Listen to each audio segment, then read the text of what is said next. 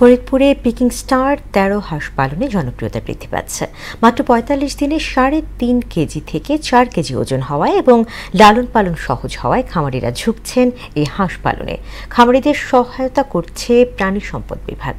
আশিস পোদ্দার বিমানের প্রতিবেদন, জানাচ্ছেন সিফাত রহমান জেসি। ফরিদপুরে ক্রমে জনপ্রিয় হয়ে উঠছে পিকিং স্টার 13 নামে উন্নত জাতের হাঁস পালন। মাত্র ৪৫ দিনে ৩ থেকে ৪ কেজি ওজনের এই হাঁস পালন লাভজনক হওয়ায় খামারিদের মাঝে উৎসাহ বৃদ্ধি পাচ্ছে। পিকিং 13 হাঁসে রোগ ব্যাধি কম হয় অনেক মুরগি খামারি এখন এই হাঁস পালনের দিকে ঝুঁকছেন। এই ঘরটা দিছি, তারা 50টা হাঁস দিছে, আমি এই ঘরটায় পালতেছি। এই হাঁসগুলা পালতে কিন্তু আমার পানির দরকার হইতেছে না, আমি মোটর দিয়ে গোসল করাইতেছি। এই যেরকম ব্রয়লার মুরগি পালে ওইভাবে আমি পালতেছি। আমি এই খামারটা বড় করব।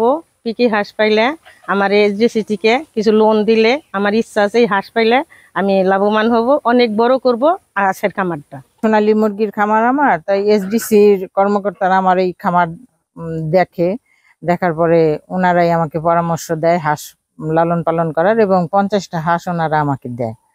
তা ওইটা থেকেই শুরু আমার। এরপরে 200 এভাবে করতে থাকি।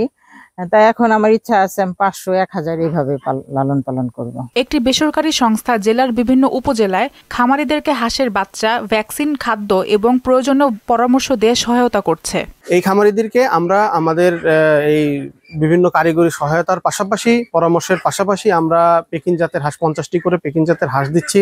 সেই সাথে হাঁসের ফিড এবং হাঁসের ভ্যাকসিন করানো থেকে শুরু করে তাদের পরিচর্যা, খামার ব্যবস্থাপনা, বায়োসিকিউরিটি এবং লালন পালনের বিভিন্ন দিক নির্দেশনামূলক পরামর্শ আমরা তাদেরকে দিয়ে যাচ্ছি। হাঁসের মাংসের ক্রমবর্ধমান চাহিদার কারণে স্থানীয় রেস্টুরেন্টগুলোর সঙ্গে খামারিদের সংযোগ স্থাপন করে বিক্রির জন্য তাদের সহায়তা করছে প্রাণী সম্পদ বিভাগ।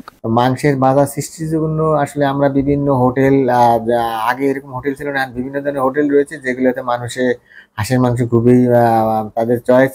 সেক্ষেত্রে আমরা বিভিন্ন হোটেলের সঙ্গে তাকে কন্ট্যাক্ট করাইয়ে দেই যাতে যে হাঁসগুলা যথাসময়ে বিক্রি করতে পারে। পিকিং 13 নামে হাঁস পালন ফরিদপুরের খামারিদের জন্য নতুন সম্ভাবনার দ্বার উন্মোচন করেছে।